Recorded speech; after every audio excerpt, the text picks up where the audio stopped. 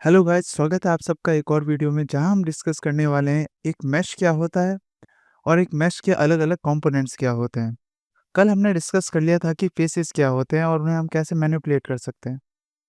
आज हम डिस्कस करते हैं कि उन फेसेस से एक मेश कैसे बनता है। अगर आप फेसेस को एक पर्टिकुलर ऑर्डर में कनेक्ट करते हैं तो आपको एक मेश मिलता है, जैसे कि आप स्क्रीन पे भी देख सकते हैं।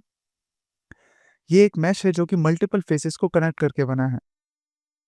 अब हर हर एक फेस एक एज से कनेक्टेड है और उस एज को जो एक सिंगुलर लूप बनाती है एक पूरे के पूरे मेश के अराउंड, उसे हम एक एज लूप बोलते हैं। इसको हम फर्दर अपने कंपोनेंट्स के एडिटिंग में चेक करेंगे कि एक पूरे मेश को बनाने के लिए, इन दिस केस एक ह्यूमन फेस जो कि एक मेश है, कैसे हम वर्टेक्स और एज को मैनिपुलेट करके कुछ शेप जो हम चाहते हैं वो देकर एक मेश बना सकते हैं।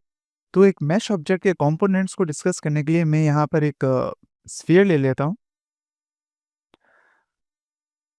अब लेट मी ज़ूम इन। आप देख सकते हैं कि इस पे बहुत सारे फेसेस हैं। फेसेस को सेलेक्ट करने के लिए हम पिछली वीडियो में सीख चुके हैं कि राइट क्लिक करके जब आप फेस पे अपने माउस को ड्रैग करके राइट माउस बटन को लीव करेंगे तो फेसेस सेलेक्ट हो जाएंगे। आप बाद में ईच इंडिविजुअल फेसेस को अलग-अलग सेलेक्ट कर सकते हैं या फिर शिफ्ट दबा के आप मल्टीपल फेसेस को भी सेलेक्ट कर सकते हैं। इन द सेम वे आप राइट क्लिक होल्ड करके अगर एजेस पे जाएंगे तो आप एक इंडिविजुअल एज या फिर शिफ्ट होल्ड करके मल्टीपल एजेस को सेलेक्ट कर सकते हैं।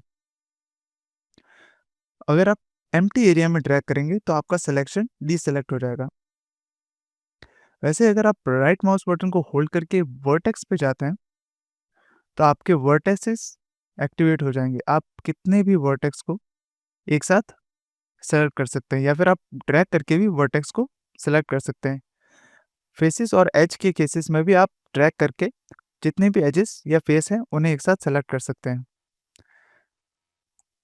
अब अगर आपको फेसेस, वर्टेक्स और एजेस के सिलेक्शन मेन्यू से बाहर निकल के इसे वापस एक ऑब्जेक्ट मोड में डालना है, जहां आप किसी भी कंपोनेंट को एडिट नहीं करना चाह रहे हैं, तो आपको simply write mouse button hold करना है और ऑब्जेक्ट मोड पे ले जाकर राइट माउस बटन को लीव कर देना है।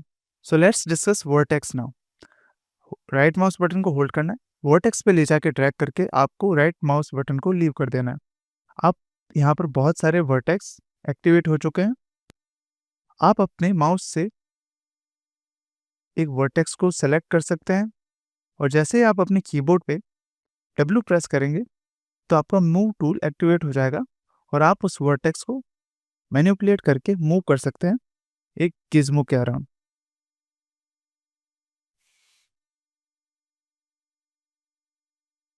अगर आप ई प्रेस करते हैं तो आप वर्टेक्स को रोटेट कर सकते हैं। अब इस केस में आप वर्टेक्स रोटेट होता हुआ नहीं देख सकते बिकॉज ये एक सिंगल पॉइंट है। अगर मैं अनडू करके मल्टीपल वर्टेक्सेस को सेलेक्ट करता हूँ और उसे अब रोटेट करता हूँ तो आप देख सकते हैं कि दो वर्टेक्स मैं रोटेट कर पा रहा हूँ एक एंगल के अराउंड।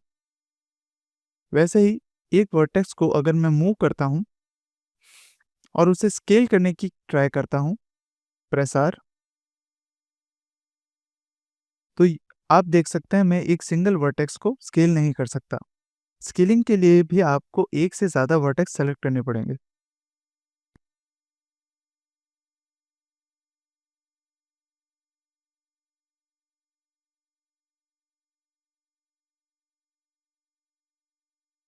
अंडू, कंट्रोल जेड,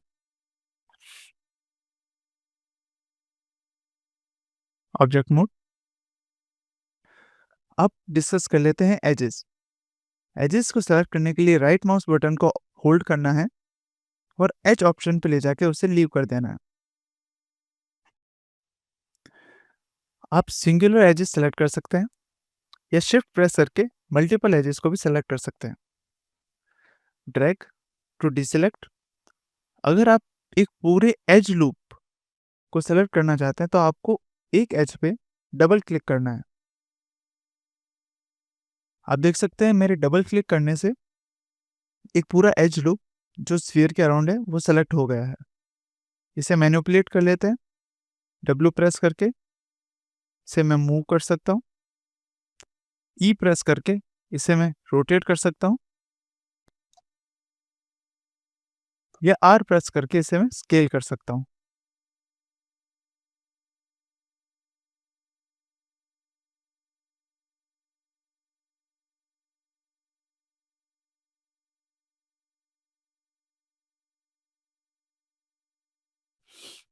अब हम समझ चुके हैं कि किसी भी कंपोनेंट को आप स्केल, रोटेट या मूव करके कैसे मैनिपुलेट कर सकते हैं।